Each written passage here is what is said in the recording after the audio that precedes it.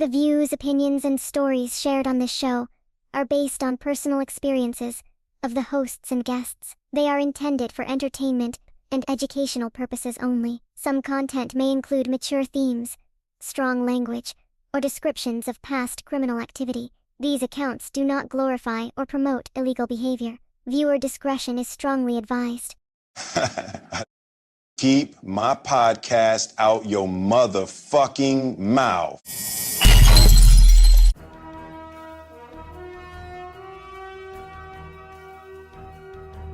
Just go to now. Yeah, when things was tight. Little plain Jane.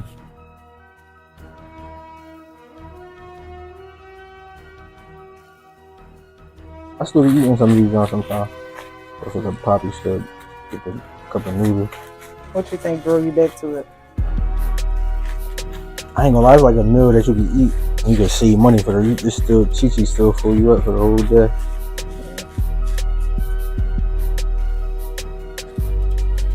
Chi-Chi be alright, they be good. They be good. I don't think it's a reminder. No, it all depends. Yeah, I guess it all depends who you're talking to.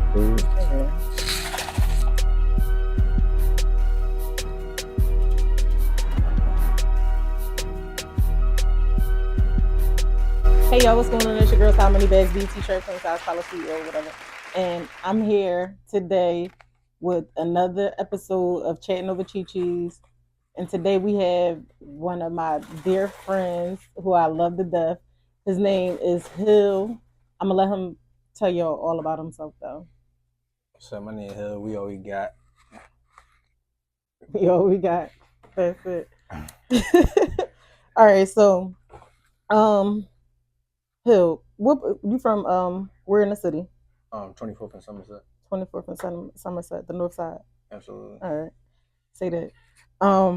So what led you to the streets? People, places, and things. Like people, growing up around my cousins, my friends. So basically, I'm trying to be a follower. Being a follower, Mm-hmm. And being a follower ultimately led you to doing what? Catching cases. I'm gonna put it this way: it's always the one who really not doing much always get caught up. So even if I really wasn't doing much, I always was the one that seemed to get caught up, get in trouble for the things I wasn't even like doing. Okay. So you was kind of trying to find an identity, would you say? No, not really that. These was my friends. Like, these are the people, I feel like we a team. So, even if it wasn't me, I was always taught never to tell. So it's like, even if I wasn't, and if I get caught, I gotta stand tall through the situation because this is who I chose to be with. Gotcha. All right. So you, those decisions led you to crime, which led you to incarceration? Absolutely. All right. How much time you end up doing? 5 years. 5 years incarcerated. And how was your bid? It was cool. Like, I ain't had no hard time, rough time. It was all love. At the time, I was young, so it was like I ain't had no kids. I really wasn't missing nothing. And jail was like different. Like, everybody was in there at the time, but so it was like it was cool. You had support? Yeah, absolutely. Okay. Yeah, some people, I know you see them all the time when you incarcerated. Some people don't get that same support and love from the people that they was showing love to prior to incarceration. Well, as far as my incarceration, like, we all kind of got locked up at the same time. It was like a domino effect. Like, 1 month this person go down, 3 months later this person going down. So at one point in time, everybody I was actually hanging with was all in jail at the same time. So I didn't have them on the streets physically. Okay. So, that's when my mom, my dad, my grandparents, that's when they stepped up and played their role. And then actually when one of my cousins actually came home from doing he was fighting homicide, he actually came home. That's when, he was sending everybody that was locked up $100 a week. Oh, no, not $200 a month. So then that's when it kind of made, things a little better for me. So I really can't say, like, I actually know how I feel, not for my friends to be there for me. Even when they wasn't, they still was there. Right. So I can't really speak on, like, I don't know how I feel, like, to not really have support. That's heavy. So, this joint is Chatting Over Chi-Chi's. What you got in that bowl? Oh man, this a broke meal in the jail. This a plain Jane. I ain't had no toppings or nothing. And I think I put too much water in it. A little soup, little rice, cheese curls, and a little Paul summer side. That's it. Ain't really too much. That's the struggle meal, you said? Absolutely. This or oatmeal. That's an oatmeal.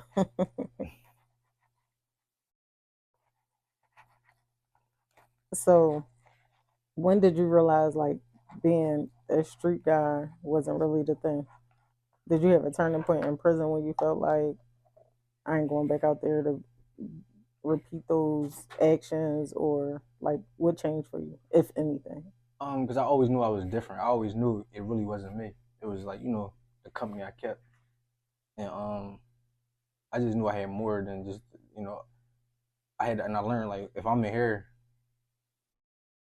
in jail and my friend and they in here and I got homies that's like my man, one of my homies got 3 life sentences, he ain't do. I got another homie 25 to 50, got another homie 2 life sentences, got another homie 10 to 20. I got homies who doing time for things they didn't even crimes they didn't commit.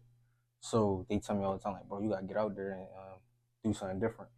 So once I take that as like, all right, motivation, like, all right, I gotta go out there and do the right thing because I can't be back in here with them because I know my friends out here not going to put the same effort as me for them, you saying? So that right there is like, all right, I gotta come home and do something different. And what does your something different look like? What you been up to? Partying, shout out to my man John, Dot, and Lil, and Danger Khan, just doing different community work. Just trying to change the narrative and doing things that we could have did when we was younger, or things that we wanted our old heads to do, but they didn't give us to give it. They rather give you, like, take this gun, take this work, or stuff like that. So we're just trying to do something that we wish our old heads would have did for us. Right. And being a community activist or liaison, you come across a lot of the troubled youth, right? Yeah, absolutely. And would you say it's harder to guide them than it would have been to guide you? Yeah, because I feel like they more violent than us. Not saying like it wasn't like people were violent back in the day, but it was like you knew your rule. Now these young boys, they don't even want money no more. They just all like shooters. Like it was like different. Like this person played ball. This person was with the chicks. This person was a fighter. This person did that. Like you knew people identities. Now with this generation, this young boy play ball. Then next minute he'll shoot you. Like it's just like it's all over the place. You really can't identify them. Oh, while shaking the tips. So it's like kind of hard. Like it's crazy. Damn. And we sit in these rooms and we try to come up with solutions. But do you feel like there is a solution? Yeah, I just feel like you just gotta talk to them and let them know it's like put their pride to the side. There's nothing wrong with being there's nothing wrong with putting your pride to the side. As far as like if you got a problem with another man, like no, bro, it ain't that deep. I think people just don't know how to understand, just like talk things out. I just feel like everybody leave like that black and white mark, so they don't want to talk. So never know what that person thinking or this person thinking, but they never got in the middle and like, yo, this is how I feel, you know, man. So I feel like that's how things be going farther because it's like people scared to talk. Then you might got this person, no, don't got no rat for him, ain't no rat, but why can't they talk? You see, man. So I think that's where it is. Like, ain't nobody talking, and like, cause at the end of the day, some of that stuff don't be that deep. Yeah, that's what I learned. A lot of it really don't be that deep. And we one of the aspects that I like about what y'all doing is community. That's one of the biggest things because I feel like when I came home, I felt like, damn, where is the community at? You know what I mean? Right. Like that's what we were used to. Everybody normally get involved, and it's like now everybody stray away from it. And Danger Con and Area 32, man, y'all are like a godsend. But you also working on your own nonprofit. Yeah, I was, but right now I'm putting mine to the side and just believing what my man John got going on, like really pushing his brand to the next level because he already got the blueprint and just learning the game. And then when my time has come, I'm not trying to overshadow or do anything. Just really get the game, learn it, and then when it's time to make it right, make that move, let's make that move. So one hand watch the other, both hands watch the face. Absolutely. So that's what I'm on for is that. And that's heavy. I feel like if more of us did more of that, we would expand a lot quicker. We would go a lot further. That's heavy. Shout out to John, man. John, That's my man, John. Shout out to John, for sure.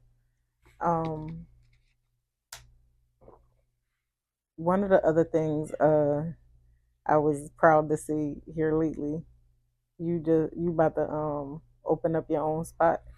Yeah, like not just as far as like on the renting type situation. It's still yours. Yeah, it's but still I don't want to run around. You know like what? I want to go on camera and say this, right? He strives to be modest, right? But he really a big deal, and I hate that sometimes he like turns his volume down. So I'll be here to turn that joint all the way up for him because they can't hear you in the back. They can't hear you in the back. You gotta turn your volume up. You're really a big deal. Appreciate you. So he's about to open up his nightclub. Yeah. September 19th, South Side, North on the South Side, just trying, give it another run, see if, you can make it work. That's all. Try, you gonna make it work. Yeah, we don't got no choice at this point. Yeah. You throw them dice out there, you... I should have had some bread. Should have had some bread.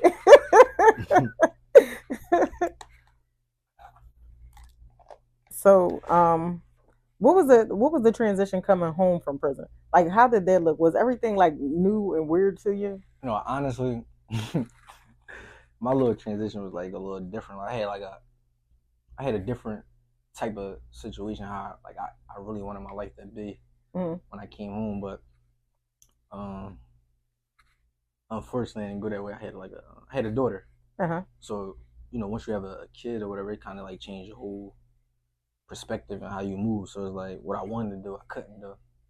So I ended up, getting invested in that, and then, now where I'm at in my life, I shouldn't have been doing what I was supposed to do years ago when I came home. It's like kind of like backwards now. It's like I was like, basically like forced to become a man faster than I was supposed to be. Even though at my age, when I was 26 or whatever, that's my age. But I lost so many years. I went to jail so young, and then came home and just like, all right, now I gotta be a man, gotta be a father, gotta learn how to provide. You know, man. So it's like now where I'm at my age is like, dang, I should have been doing this now and get my finally like starting a family now. Is that kind of, I love my daughter, not saying like that, y'all mom or whatever. I don't want to think she watches John, like I ain't on that. But so yeah, that's what it was. So the transition was just crazy. Like I really never got to make that transition how I really want. Like I'm in jail, like I'm gonna do this, I'm gonna do that. When I do finally have a kid, I'm gonna do this. But I feel like I wanted to be at the point, a lot of stuff I wanted to do when I did finally have a kid, I couldn't really do because me and her mom ain't work out. So now it's like, damn, what I wanted to do when I was in jail, I couldn't even, do that now. So it's like kind of like, damn, my plans and my mindset kind of changed. But no, it was cool though, this transition coming home. I always had a job since I've been home. I was working at Kicks. I had a bunch of, I was working at LA Fitness. I always had a job when I came home. It wasn't really rough for me because I knew what I wanted to do. Okay. So it wasn't like I had to come home. Like, no, it wasn't. And my homies was home. So they put me in like good situations. Long live my man Yacht. He was promoting and all that. So he gave me like a job at the bar. Like, we're gonna promote Saturdays. This how you gonna make your money or whatever case may be. So I always had like a cash flow. So it wasn't like I came home and didn't have no type of like financial situation. I think that's where a lot of dudes come home and bump their head because they don't have the financial support. So it's like, you sign an application, you might do 10 applications and don't get hired by none. So now they going back to what they know best. That's how they end up kind of back in jail. But me, my situation is kind of different. My homies like try to put me in position, not to like, no, hell, you the one, we need you. So if anything I wanted to do, like supporting me as far as the bar things, anything I wanted to do, they always supported me. But they end up getting indicted and going to jail at the time. at 2018. I came home 2016, so only had like a 2-year run with them. You know what I'm saying? So now I'm back to square one. Now I got to figure out again. You know what I'm saying? So I mean, Yacht, we was doing the party things and all that. So that's how I kind of like always. That's how you became one of the best promoters in the city. Nah, I'm definitely the realest though. You definitely bring them out. Yeah, shout out. You crazy though. I remember coming to one of your things because I do not come outside, and I came outside because this my guy. It was so many cameras in there. I damn near passed out. I said, "Have mercy!" I got to retreat. The birthday joint, right? Uh-huh. Cause we got the same joint, right? No, mine's February 19th. Oh, your joint. Oh, your joint in the beginning. Yeah, mine's March the 3rd. Yeah. I knew it was like around that time though. But that's the same 2 weeks later, February short. Yeah. But you spoke about Yacht. I know that was a huge part of that's a huge part of what you do now. He impacts a lot of what you do now, right? As far as the party promoting and pushing the brand, yes, yeah. Because it wouldn't be no We Always Got if it wasn't for him. So yeah, as far as that, but like, as far as like the community work and all that, no, that's like passion I have for myself and my homies. Because I'm from 24th and Somerset, but my influence, I feel like everybody do community work in North. I feel like my influence is in Kensington, like where my homies is still at, where I'm really like, it's love up there, if that kind of makes sense. It's like, so I feel like that's where my influence is at. So like one day when the time is right, it just really change the narrative up there. I really, push Kensington on a more positive note. So that's what I really want to do. That's it. Happy. You so all right, coming home, you said one of the first things you did was have a child. Yeah, absolutely. Right. So do you think getting I asked this on other episodes also, but I be wanting to know everybody's opinion because everybody's opinion is different. But do you think getting into a relationship coming home is a good thing? No. Why do you say no? Because you gotta get the time to know yourself. So I feel like I love my daughter. Like I'm not never taking that from her. That's my heart. But I feel like I moved it too fast and didn't actually know what I wanted to do yet, and just had to be a man. I was forced to be a man at that point so fast. After being away so long and just dealing with things before that, right? Before incarceration. So no, I feel like you should just focus on yourself and go the direction that you need to be and be ready for a female. Right. Because you're away from females for so long. Yeah, I often say because what I feel like the worst thing you can do is get into a relationship coming home from prison, because the thing is you have to become somebody else. You have to unlearn the behaviors that you needed for the environment, which is incarceration, right? And then now you have to learn your new environment where the world has changed so much since we've been gone. Right. And then you come into this new world and all of your old behaviors, you have to remove them. You know what I mean? And readjust yourself to learning how to live in this new society. Absolutely. So with that, you don't have time to really take on nobody else. And when you do that, you start pushing yourself to the back burner. No, you know what I mean? And then before you know it, you're not even achieving half of the things that you said you would achieve while incarcerated. All your plans become null. And that's what I meant. That's exactly what I meant by that. I had to put everything I wanted to do on the back burner, and then I ended up losing who I was because I was forced to live another life that I really wasn't ready for. And that becomes so depressing. I went through that stage also. After incarceration, I came home, got married, had a baby, and it was just like everything I wanted to do was put to the side because I had to be a wife. And it's like, what do that even look like when I can't even be myself? Right. You know what I mean? I'm not even fully complete myself. So I definitely understand that. And I always ask that because it's so many people that get involved in relationships in prison or after, the first thing they come home, they think they need that mate to create solace for them. And it's like, really, that's not safe. And right. I don't want to sound like a hater, but that's why I ask other people, because I don't think it's a safe thing to do. Mm-hmm. But if you having a conversation with Younger Hill, what are you telling him? Don't get in them cars. Don't get in them cars. Don't get in them cars. Okay. In terms of growing now, you were raising a daughter, so the conversations that you have to have with her gonna be extremely challenging. But what's advice you're giving to a young girl chasing a hill? It ain't really a bad A thing. younger hill. A younger hill. No, Not today hill. That A really younger wasn't hill. a bad thing even though. But as far as with my daughter, I just basically try to show her what love is, like far as like, so even if she is trying, you don't need that. Like, I'm gonna give you the world, and you won't never have to like look into a man to give you the world, and especially like I'm gonna have her so focused, well, try to anyway. But like, ain't nothing wrong with a working man. Not nothing wrong with whatever you got going on. It's just about you gotta know what he got going on. Absolutely. So you can know like it's safety first. Like you see, man, like I want a meeting to see like what his family background and stuff like that. What's his plans? You know what I'm saying? So I would just tell her like don't hold nothing from me. Like just be comfortable enough to tell me what's going on. Like so that's how I feel. That's how I would tell her. Like but ain't nothing wrong with a younger hill though. Ain't nothing wrong with a younger hill. I heard that.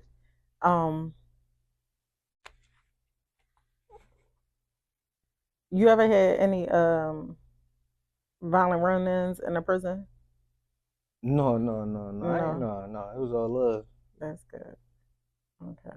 Like I was more the one like if it was a problems with like this side or anybody, I would be more like the media. Like no man, we all folks. Like you see, man. So it's like it really was never like it was all love. You give me that too. So no, I can see that.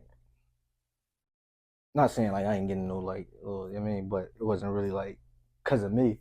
Yeah. I was just, I ain't know him and that was my man, something like that. But no, not really. Like nobody ever like, no, I want like, no, I was never like that. Not that I know of anyway. Not that you know of. All right.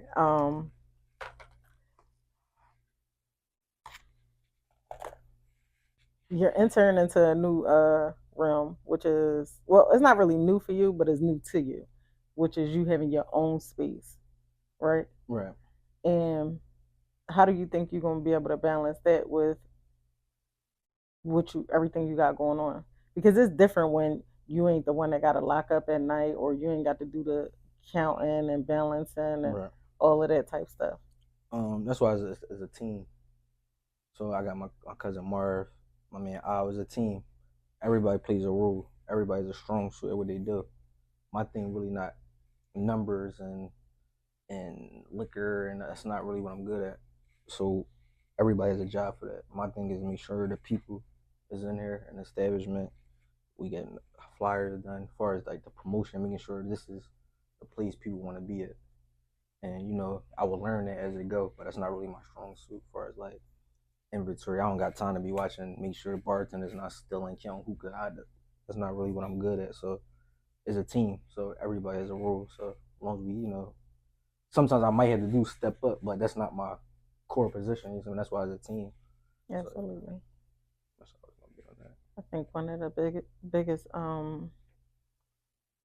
issues when building businesses is not having a team. Striving to build a team is like insane, but it's awesome to have that. You also have a clothing line, right? Oh yeah, we always got and that was inspired by my man Yacht.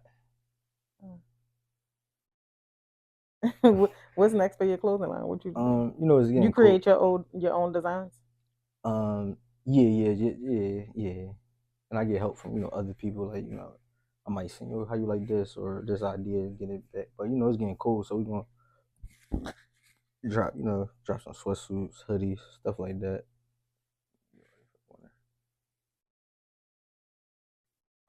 Yeah, any nigga get at the bar, so it's gonna make it easier. There you go. And where the bar located? 3rd and Porter, South Philly, 2500 South 3rd Street. Okay. Y'all got food in there? Yeah, yeah. Who cooking? Right now, everything is like we don't really know who's gonna be in the kitchen like right now, so we just trying figure all that out. But I don't know. I might have to come down there. Pop up. No, I'm joking. But been real kicking it with you. I definitely appreciate you showing up. You always show up for me. That's my lockdown love recipient. He going on his second year. No, this As third year as an honorary. Year, yeah. Oh yeah, year 3 as an honorary. You ready? Absolutely. That's the time to get fly. Absolutely. That red carpet. It's good. This award ceremony gonna be crazy. I've been planning it all year. Oh yeah. That's crazy. The stuff I got in store for everybody. I can't wait to get that good suit. This year I'm coming with a date. This year you coming with a date. Oh, that's happy. Give us a jail story, Hill. I remember one time my cousin and I had called her. I'm like, damn, what's up, cousin? She's like, I ain't talked to her in a minute. She's like, yeah, I'm out Vegas or whatever, keys and big. I'm like, yeah. I'm like, you gotta send me some pics. She's like, I got you, cousin. So I called up her like 3 days later, like, yo, you got the pics? She's like, yeah, I'm about to send them off. I'm like, all right, bet. So I wait like a week. I talked to her, I'm like, you sent them off? She's like, yeah, I sent them. All right, bet. A couple of days later, I'm like, damn, where these pictures at? So I, the request for staff. I write on the request for staff, like, yo, I got any mail down there? They write me back, like, no, you don't got no mail back. So I write them back, like, you sure? Whole time. So mind you, she never told me she didn't send a picture though. Till I came home though. I'm like, yo, like I tell her, like, you can't be lying to nobody, like. No, that's pictures, like the worst. She don't even dig it. I still grind her to this day. I make her remember that every chance I get. No, seriously, you know what's crazy? Something like that happened to me. My mail used to pop, mashallah. I did get a lot of mail. One time somebody gave my sister some money for some books. What was the joint on, I don't know if you remember the bookstore that was on Cecil B. Moore? Well, the Black and Noble was on. No, it wasn't Black and Mobile. Oh yeah, right there on Broad, like inside the Temple John. It was it used to be the CD joint. Like they used to sell the CDs and the mixtapes and all of that stuff. And then they started doing the books. Yeah, I know exactly what you're talking about. So I was on the phone, the block, you know how you call the block, everybody passing the phone around. They like, yeah, I'm gonna give your sister some money right now for some books. I said, that's all you want? Yeah, I just want some books. So she going down there and get the books. Send me let me know the list and the name of the books you want. I tell her all the books I want. I just know they coming. And she keeps telling me, she like, yeah, I went past there, they said they mailed them off. She named the books that she had coming to me and everything. It was so crazy because the books never came. Like to this day, if I call her, she'd be like, yeah, they burnt us because I know she never sent the books. I never had an issue with them before ever sending my books. Everybody go there, they knew me, they sent my books. This girl said she sent the books off, and to this day she gonna stand on it, and she lying. I know she lying. Listen, I know you lying. Like I tell my cousin every chance I get, like, damn, cousin, you did me dirty. Like, I really was waiting for them. I'm like, damn, Vegas, I don't know nothing about it. It was the fight. I'm hyped. I'm telling my son, like, yo, son, I got these pictures coming from Vegas. Them just never came. Just never sent. Hey, Mert, you out of pocket. They be tripping, but they don't really know, man. They don't know or understand. Now, I remember when I first get up top, I'm on Camp Hill. So I'm next door to a Sully. I'm next door to somebody, and they had pictures of like my homies and all that. So I'm like, damn, I'm gonna stay for like 3 months, 4 months now. So I get right on the, I write them a letter like going in on them, snapping. Yeah. Y'all treat y'all out of pocket, man. I never got jail response so fast. They started grinding me up. I'm like, my fault, bro. I apologize. I'm just in here on some next shit because I saw y'all pictures and that shit was funny. Jail be have you tripping. And I'm telling you, I remember somebody stole my pictures. Like stole the picture. Like I was locked up with Lil' Kim, and she ain't take pictures with a bunch of people, but the pictures that she did take, they used to hold them until like she can only get them. But of course, I'm her sister. She gave me my picture. It was me and her. It was a picture with me and her, and then she took like a visitor room picture with my daughter and my nieces or whatever. And I had the pictures in my cell. The chick was working facilities. I know it was her to this day. I know that was you. Like, I just want you to know, I know it was you that took the pictures. But I'm talking about, I just went down. I was working in laundry. We had just went down after lunch. I came back to the cell like, who the hell? Like, they tried to say the officer shook me down and took it. where's the confiscation. Yeah, there's no confiscation for nigga. Never, he didn't even know what I was talking about.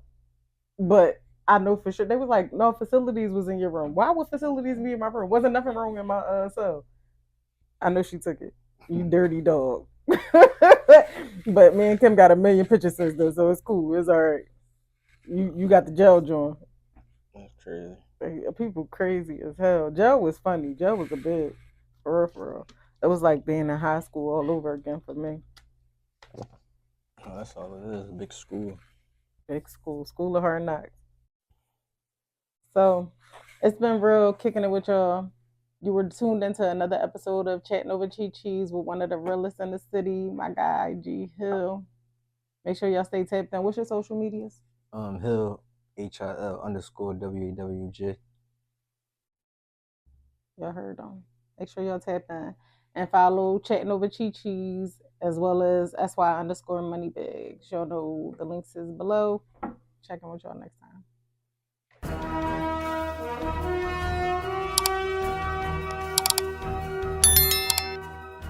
We started doing your own podcast, just didn't have the space to go.